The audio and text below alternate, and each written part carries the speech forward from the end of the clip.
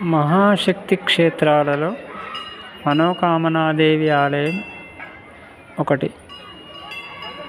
ఈ 52 శక్తిపీఠాలలో ఈ ఆలయం ఒకటి.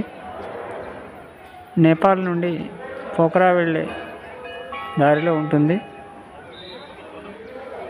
కాఠ్మాండు నుంచి సుమారు ఒక 4-5 గంటల ప్రయాణం ఉంటుంది.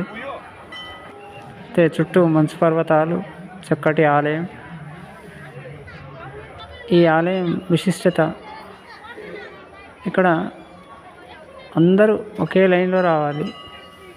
స్పెషల్ దర్శనాలు అంటూ ఉండవు. కొన్ని వేలాది మంది ఇక్కడికి వస్తూ ఉంటారు.